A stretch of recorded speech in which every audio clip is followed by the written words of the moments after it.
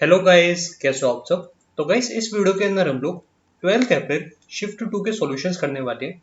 SSC CGL 2021 tier 1 exam के सारे 25 questions यहाँ पर मैं आपको कराने वाला हूँ। तो स्टार्ट करते हैं बिना टाइम वेस्ट किए हुए। पहला क्वेश्चन ये रहा आपके सामने। इस क्वेश्चन को पहले रीड करिए। क्या गिवन है आपको कि क्वाड्रिलेटरल है हमारे पास एबीसीडी। तो ऐसे हम लोग एक क्वाड्रिलेटरल बना लेते हैं एबीसीडी। फिर हमको गिवन है कि जो बाइसेक्टर है एंगल सी और एंगल डी के, तो ये आपके हो गए बाइसेक्टर्स। ये मीट कर रहे हैं ई पॉइंट पर। ये पॉइंट आपका हो गया ई। ठीक है। फिर क्या किया मैंने हमको कि जो एंगल सी डी आपके पास है ये है 57 डिग्री का। तो आपको बताना है ये कि अगर एंगल ए आपका 47 डिग्री है तो एंगल बी की क्या वैल्यू है।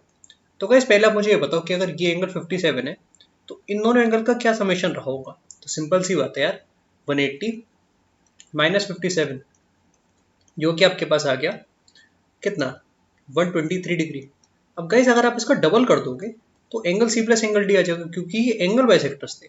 तो इसका आप इंटू 2 कर लो तो कितना आ गया, 246 डिग्री। अब 246 डिग्री इन दोनों का समेशन हुआ, उसमें अब ये भी ऐड कर लो तो कितना होगा। ऐड करने पर आपके पास आया 293 डिग्री। 360 डिग्री में से इसको माइनस कर दो, वो हो गया आपका चौथा एंगल।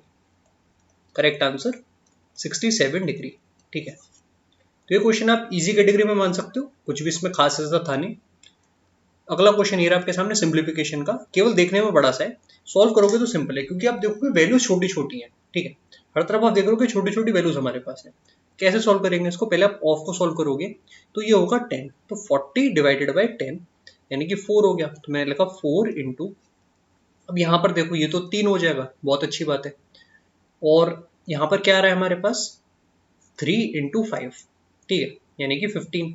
और 15 इंटू 3 कितना होगा, 45। तो 45 में से हम लोग हटा रहे हैं, -5 आएगा तो मैं यहाँ पर +5 कर लेता हूँ।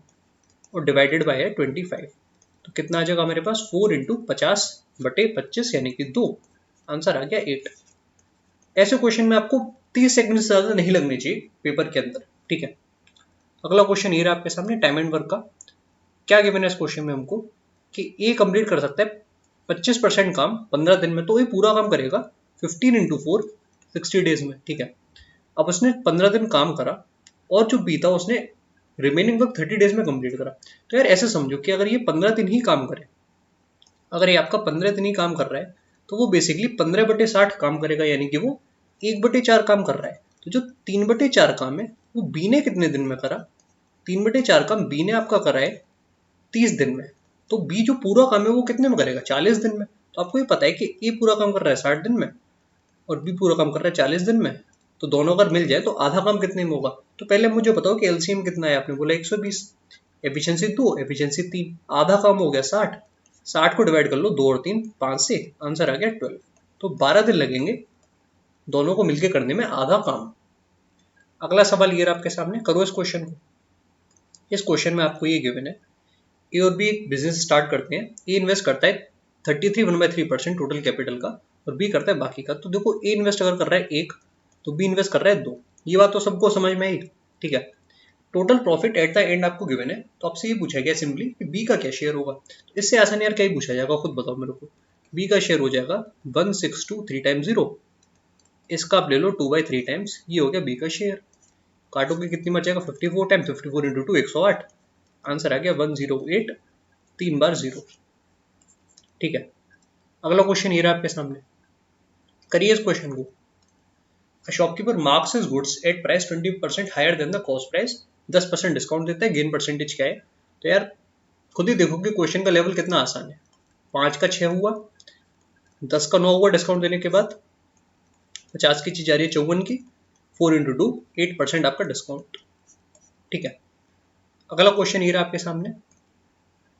क्या गिवन है इस क्वेश्चन में हमको, in which state number of youth more than the average number of youth of the 5 states. तो यूथ हमको देखना है। ठीक है। एम्प्लॉयड से कोई मतलब नहीं, केवल यूथ का आपको एवरेज लेना है पांचों स्टेट का। तो 12 और 8 हुआ 20, 20 फिर 11.5 यानी कि 31.5, उसमें जोड़ा 10 41.5, तो आपके पास आ गया 50.5। ठीक है। डिवाइड करेंगे 5 से, क्या एवरेज आना चाहिए देख लो, 10.1, ये आपका एवरेज आया। अब हमको क्या बताना है कि जो एवरेज है कौन से ऐसे स्टेट से जिसमें वैल्यू एवरेज से ज्यादा आती है। कौन कौन से स्टेट है ध्यान से बताओ। देखो 10.1 से ज्यादा एक तो ये वाला है और एक ये वाला है, दो स्टेट्स हैं ए एंड सी। ये आपका आंसर हो जाएगा। ठीक है, नेक्स्ट क्वेश्चन ये रहा आपके सामने। 6 bells ring at an interval of 3 second 4 second 6 7 8 12 seconds, तो दोबारा कितने टाइम बाद बजेंगे। तो सिंपल बात है यार, एलसीएम पूछ रहा है वो क्वेश्चन आपसे। एलसीएम बताना है इन वैल्यूज का। कैसे निकालेंगे एलसीएम, देखो 12 में 3 और 4 तो पहले से ही है तो 12 ले लिया, 6 भी उसमें है तो ये 6 भी हटा दो, 7 और 8 बच गया। अब 8 के लिए 4 तो एक आ चुका तो एक 2 लेना पड़ेगा और 7 तो पूरा ही लेना पड़ेगा। तो 24 इंटू 7, आंसर आ गया 168। नेक्स्ट क्वेश्चन ये रहा आपके सामने। क्या गिवन है, angle of elevation top of a building from 2 points M and N at a distance of 72 metre 128 metre from the base of building same straight line में complementary. तो यार कॉम्प्लीमेंट्री वाला केस आपको पता होगा। ठीक है, कॉम्प्लीमेंट्री वाले केस में होता क्या है ये मैं आपको समझा देता हूँ। देखो पहले क्वेश्चन में गिवन क्या है कि जो दो पॉइंट है एम और एन वो 72 मीटर और 128 मीटर की डिस्टेंस पर है। ठीक है, और ये भी गिवन है कि in the same straight line with it. ठीक है, तो इस केस में क्या होता है यार, जैसे मैं आपको एग्जांपल से समझाता हूँ। हालांकि ये मुझे दिख नहीं रहा है इस क्वेश्चन में कि ये पॉइंट जो है एम और एन ये बिल्डिंग के सेम साइड है या फिर डिफरेंट साइड है, ऐसा तो कुछ है नहीं। पर फिर भी मैं एक काम करता हूँ ना, ये मैं बिल्डिंग को मान लेता हूँ, सेम साइड ऐसे में मान लेता हूँ।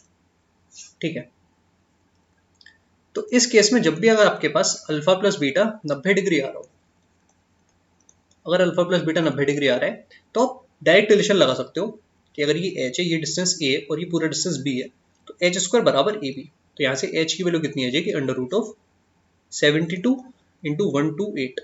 अब ध्यान से देखो 36 में इसमें से अलग कर सकता हूँ तो 6 इंटू क्या आ जाएगा यहाँ पर 256, उसका रूट हुआ 16, आंसर आ गया 96। ठीक है, करेक्ट आंसर। और ये होता कैसे मैं आपको समझा देता हूँ। अगर ये एंगल्स कॉम्प्लीमेंट्री है ना तो आप ऐसे समझो कि जो टेन अल्फा होगा वो कितना हो जाएगा एच अपॉन बी, फिर आप टेन बीटा लिखोगे वो कितना होना चाहिए, उसका जस्ट रिवर्स हो जाएगा ए अपॉन एच। तो होगा ये कि जो एच अपॉन बी है वो आपका ए अपॉन एच आ जाएगा। तो यहाँ से रिलेशन आता है। ठीक है, नेक्स्ट क्वेश्चन ये रहा आपके सामने, करो इस क्वेश्चन को। देखो क्या गिवन है, simple interest on a certain sum is 1/8 of the sum and the number of years is equal to the half the rate. Simple interest आपको बताना है 15,000 पर, सेम रेट 8 सालों के लिए। तो ऐसे क्वेश्चन में फंसने से अच्छा है कि आप एकदम बेसिक से कर लो। ठीक है, अगर आपको लग रहा है कि ऐसा आपने क्वेश्चन पहले नहीं करा, जैसे मुझे ऐसा लग रहा है कि मैंने इस क्वेश्चन को पहली बार देखा है, ठीक है, तो मैं इसको एकदम बेसिक से कर लेता हूँ। सिंपल इंटरेस्ट 1/8 है सम का, तो यार ये समझो कि अगर सम मेरे पास होता 8 यूनिट का, ठीक है, तो इंटरेस्ट कितने का होता 1 यूनिट का। तो मैं लिखता हूँ कि जो 1 है वो किसके बराबर है, प्रिंसिपल इंटू जो रेट है इंटू जो टाइम है डिवाइड बाय 100।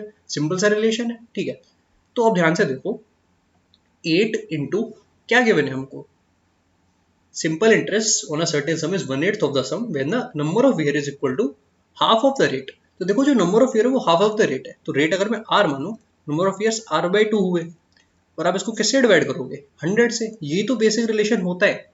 ठीक है, अब ज्यादा दिमाग लगाने से अच्छा है आप इस रिलेशन को एक बार लिख लो, क्वेश्चन आपका तुरंत सॉल्व हो जाएगा। ठीक है, तो क्या वैल्यू आ रही है r² की, r² की वैल्यू आ रही है आपकी 100 डिवाइडेड बाई 8। तो ऐसे यार सिंपल सी बात है कि r² आपका 25 आ गया, आर की वैल्यू 5 आ गई, तो रेट आपने तुरंत निकाल लिया कि 5% का रेट है। ठीक है, अब तो इस क्वेश्चन में कुछ भी नहीं है, क्या बताना है हमको कि 15,000 पर 8% के रेट के हिसाब से 8 सालों में कितना मिलेगा। तो ऑब्वियसली पता है 40% मिलेगा, 40% आप निकाल लो, कितना आ जाएगा 6,000 रुपये। ठीक है, नेक्स्ट क्वेश्चन ये रहा आपके सामने। एवरेज आपको निकालना है सभी प्राइम नंबर्स का जो कि 70 और 90 के बीच में। तो यार देखो, देखने में आपको ऐसा लगेगा कि इसको करने में टाइम ज्यादा लग जाएगा, पर ठंडे दिमाग से एकदम आप प्राइम नंबर लिखते जाओ, एवरेज आपको तुरंत आएगा। ठीक है, क्योंकि आप इसमें यूनिट डिजिट की मदद ले सकते हो। ये बात आप समझ रहे हो। जैसे आपको पता चला कि डिनोमिनेटर में क्या आ रहा है वहीं से आप आंसर निकाल लोगे। जैसे आप पहले मुझे बताओ कि प्राइम नंबर कौन कौन से हैं, जैसे अभी तक मुझे नहीं पता, मेरे को नहीं पता कौन कौन से प्राइम नंबर है, एक एक करके मैं चेक कर लेता हूँ। 71 होगा बिल्कुल होगा, 73 होगा बिल्कुल होगा, 75 77 नहीं होने वाले, 79 होगा। ठीक है, ये लिख दिया मैंने। 81 नहीं होगा, 83 हो सकता है क्या, नहीं लग रहा, हाँ 83 भी नहीं है, 85 भी नहीं, 87 भी नहीं, ठीक है, और 89, हाँ 89 है। ठीक है, तो आपके पास कितने प्राइम नंबर है मुझे बताओ? 5 आपके पास आए। ठीक है, यहां तक सब कुछ क्लियर है। अब यार एक चीज ध्यान से देखो, मुझे लग रहा है कि 79 के आसपास होना चाहिए, मिडिल वैल्यू आपकी आ रही है। इधर कितने का डिविएशन आ रहा है देख लो, 4 और 10, 14 का टोटल आया। और इस तरफ देख लो नेगेटिव में कितना, 6 और 8, यहाँ पर भी 14 आ गया। तो ये दोनों डिविएशन कैंसिल हो जाएंगे, 0, पूरा नेट डिविएशन हुआ। तो यही आपका क्या बन गया, एवरेज। ठीक है, अगला क्वेश्चन ये रहा आपके सामने, करो इस क्वेश्चन को। देखो यार एकदम घिसा पेटा क्वेश्चन, वही इन सेंटर आपको गिवन है, ये आपका फिगर बनता है इसमें। ये एंगल कितना होता है, 90 प्लस a/2। इसकी वैल्यू गिवन है कि कितनी है, ए एंगल आपको गिवन था 88 है। ठीक है, तो 90 प्लस 44, 134 डिग्री आपका आंसर। अगला क्वेश्चन ये रहा आपके सामने, करो इस क्वेश्चन को। ये क्वेश्चन यार हर एक शिफ्ट में आया है क्या, अभी तक मैंने जितनी भी शिफ्ट सॉल्व करवाई है हर एक शिफ्ट में ये क्वेश्चन आया है। ठीक है, देखो इसका फिर से मैं आपको बताता हूँ डायरेक्ट मेथड। इधर देखो कोफिशिएंट क्या होते हैं, जैसे b के संग 2 आ रहा है तो 2 तो जो होल स्क्वायर बनेगा उसकी वजह से हटेगा, और यहाँ पर पॉजिटिव साइन है ना, तो आप सीधे सीधे लिख दो कि b बराबर 1। a के लिए देखो यहाँ पर -2a आ रहा है, तो a बराबर -1। ये मैं आपको डायरेक्ट मेथड बता रहा हूँ। ठीक है, जो 49c स्क्वायर है वो 7c का होल स्क्वायर है, तो 7c किसके बराबर है। ठीक है, शॉर्ट ट्रिक आप इसको समझ लो, कुछ भी समझ लो, पर ऐसे कर दिया हो तो तुरंत हो जाता है। ठीक है, इस 2 को हटा दो, और यहाँ पर 7 हटाया तो कितना बचा, -4, तो 7c बराबर -4 आ गया। c की वैल्यू -4/7। ठीक है, अब इसको सॉल्व कर लो, a और b तो कैंसिल हो गया, -7c, सो -7 इंटू -4/7। करेक्ट आंसर आपका है +4। ठीक है, और यार हैरानी की बात यह है कि ये क्वेश्चन ही एकदम आया है सेम, जैसे LHS में हर एक शिफ्ट के अंदर यही वैल्यू आ रही है, इसके अलावा कुछ नहीं आ रहा है। ठीक है, अजीब बात है काफी। हालांकि क्वेश्चंस उनने बोला कि लीक नहीं होंगे, पर फिर भी अगर आप सेम क्वेश्चन दे रहे हो हर एक शिफ्ट में तो वो सही नहीं है, कहीं ना कहीं तो शेयर हो ही जाते होंगे। क्या बताना है हमको कि कौन सा ऐसा ऑफिस है जिसमें 600 एम्प्लॉई हैं।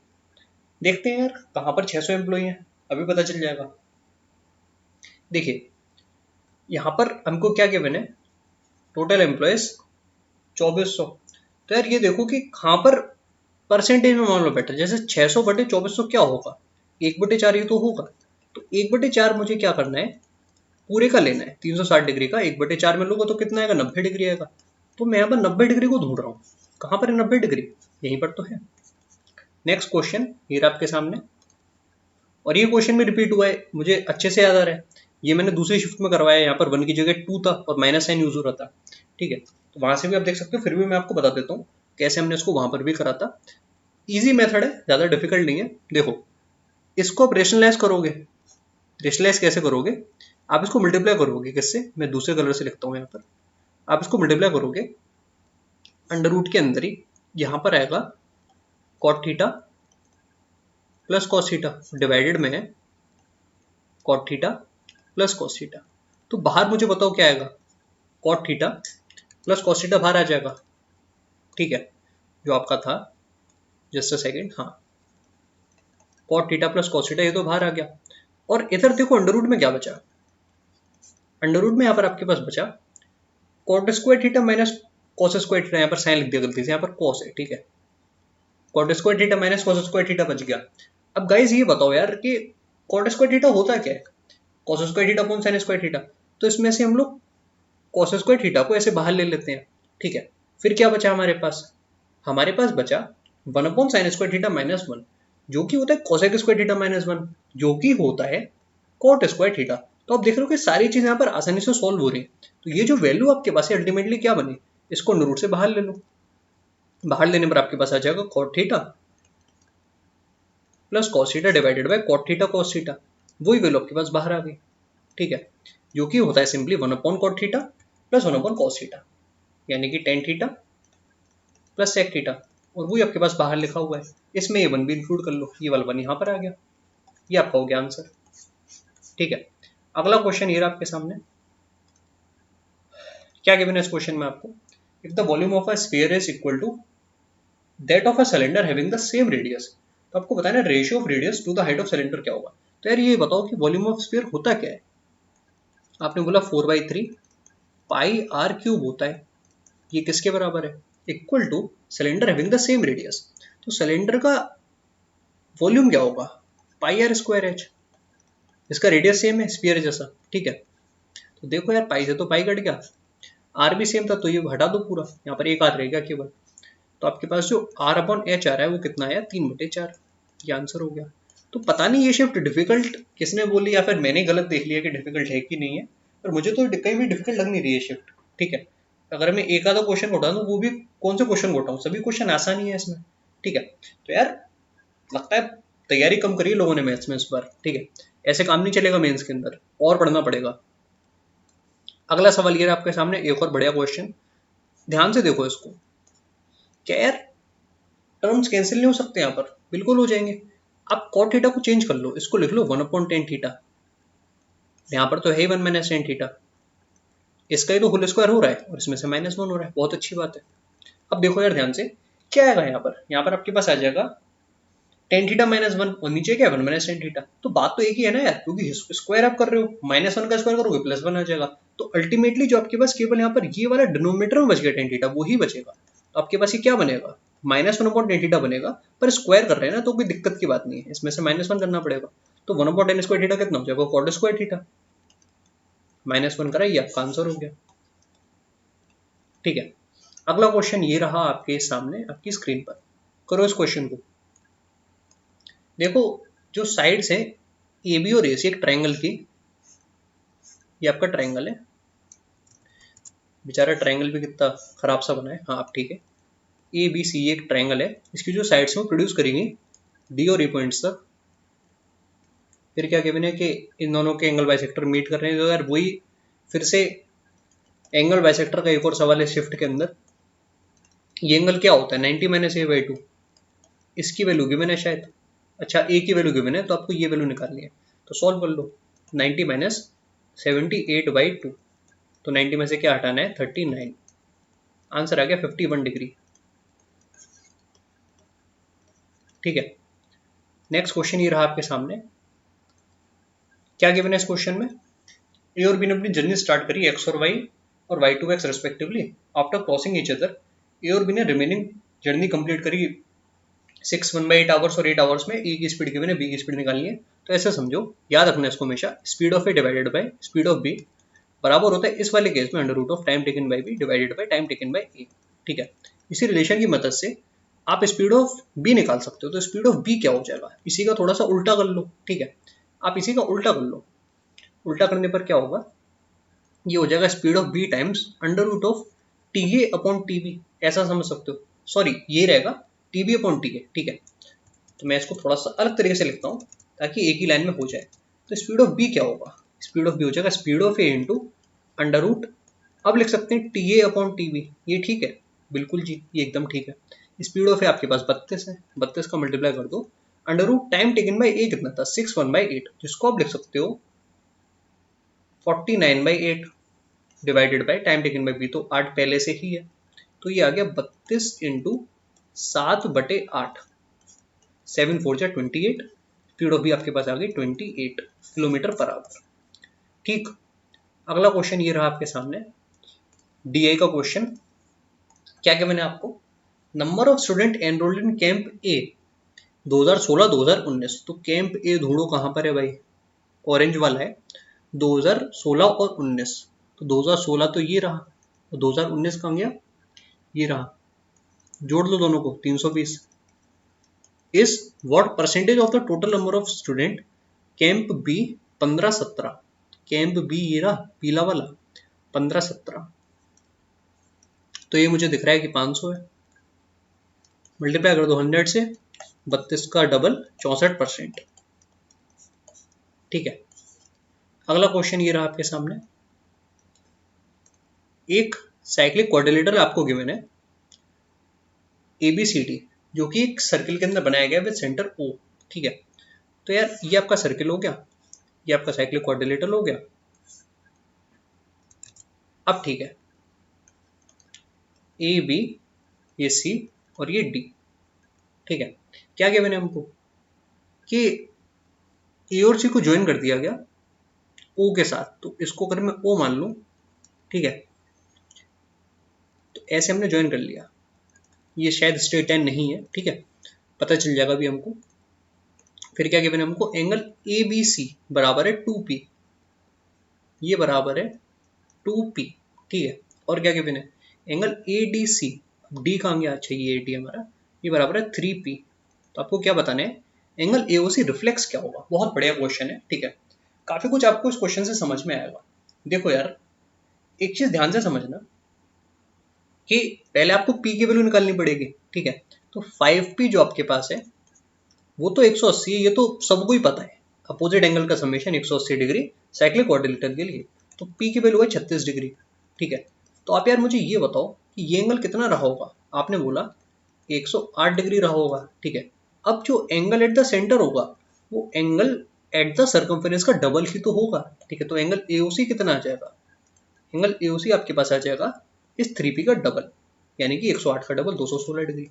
और ये आपका रिफ्लेक्स हो गया। अब रिफ्लेक्स कैसे, ये कैसे पता चलेगा, देखिए जो भी एंगल आपका 180 डिग्री से बड़ा होगा, अब ये फिगर आपका परफेक्ट नहीं है, ये जो O पॉइंट है ना वो कहीं यहाँ पर आएगा, तो एक्चुअल फिगर जो होगा वो कुछ ऐसा बनेगा, ठीक है। बट फिर भी आंसर वो आपका सेम आने वाला है। यहाँ पर जो एंगल है आपको उसका डबल करके चलना है, ठीक है। और ये वाला एंगल कितना आ जाएगा, ये आपका होगा 360 में से आप 216 हटाओगे तो वो वैल्यू यहाँ पर आएगी। पर आपको आंसर ये वाला लगाना है जो 180 से बड़ा हो, ठीक है। ये आपको समझ में आया कैसे इस क्वेश्चन को करना है। अगर यहाँ पर 4p होता तो हम इसके लिए सॉल्व कर देते, ठीक है। जो भी एंगल बड़ा आ रहा है वो आपको मार्क करना है। अगले क्वेश्चन की तरफ मूव करते हैं। अगला सवाल ये आपके सामने, अगर ये 88 से डिविजिबल है तो b - a की वैल्यू बतानी है। देखो कैसे करोगे इस क्वेश्चन को, 11 की डिविजिबिलिटी देख लो, 88 है तो, ठीक है। 8 और 5 हुआ 13, 13 4 17, 17 प्लस b, एक तरफ तो ये आ गया, दूसरी तरफ देखते हैं क्या आने वाला है, a 1 और 6 तो 7 प्लस a, ये आ गया। अब डिफरेंस मुझे लग रहा है कि 11 होना चाहिए, डिफरेंस को 11 कर दो तो b माइनस से कितना आ गया, 10 आ गया। 10 माइनस, सॉरी 11 माइनस 7, 11 माइनस 10 तो 1 आया, ये आपका आंसर है, ठीक है। अगले क्वेश्चन की तरफ मूव करते हैं। कैसे करोगे इस क्वेश्चन को, देखो जो a plus B plus C whole square होता है, यानी कि जो 6 का स्क्वायर है वो किसके बराबर है, a square plus B square plus C square, क्योंकि पत्ते से, plus 2 times A B plus B C plus C A. तो यार मुझे ये बताओ कि A B plus B C plus C A की क्या वैल्यू आई। सिंपल है, 4 का आधा यानी कि 2, ठीक है। अब मुझे बताओ कि A cube plus B cube plus C cube जो कि 189 है माइनस 3abc किसके बराबर होगा। ये फॉर्मूला मैंने आपको बहुत बार रटाया है, A plus B plus C into A plus B plus C whole square minus 3 times A B plus B C plus C A जो कि 2 है, ठीक है। यही तो फॉर्मूला है जो मैंने आपको रटाया है। तो 189 माइनस 3abc जो है वो किसके बराबर है, आपने बोला ये है 6 इंटू 30 के बराबर यानी कि 180। तो गाइस जो एबीसी की वैल्यू वो कितनी आ गई, 9/3 यानी कि 3, ये आपका एबीसी आ गया। अब अगर एबीसी 3 है तो क्या निकालना है, एबीसी माइनस एबीसी, तो 3 माइनस 3 आंसर आ गया 0, ठीक है। अगले क्वेश्चन की तरफ बढ़े, ये आपका अगला वो सवाल, ठीक है। करो इस क्वेश्चन को, और ऐसा क्वेश्चन फिर से मैंने दूसरी शिफ्ट में भी देखा है, ठीक है। तो आप देख रहे हो कि क्वेश्चंस शिफ्ट वाइज रिपीट करे गए हैं, ऐसा नहीं करना चाहिए, ठीक है। क्या गिवन है हमको कि 2 आर्टिकल है ए और बी 4:5 के रेशियो में, जब इसने सेल करा तो 10% प्रॉफिट ए पर, यानी कि इसका जो सेलिंग प्राइस हो गया वो कितना हो गया, इंटू 11/10, नीचे लिखते हैं ताकि कोई भी कंफ्यूजन ना रहे, ठीक है, इंटू 11/10, ये इसका सेलिंग प्राइस हो गया। बी को बेचा 20% फायदे पर, यानी कि इंटू 6/5 हो गया, बहुत बढ़िया। Difference in the selling price given है, तो देखो यार इसका सेलिंग प्राइस कितना आया, आपने बोला 44/10, इसका कितना आया 6 आ गया। इनका रेशियो देख लो, रेशियो कितना आ रहा है 44:60, 60, तो 16 का जो वैल्यू है वो गिवन है 480 है। एक का वैल्यू कितना आया, आपने बोला एक का वैल्यू 30 आ गया, ठीक है।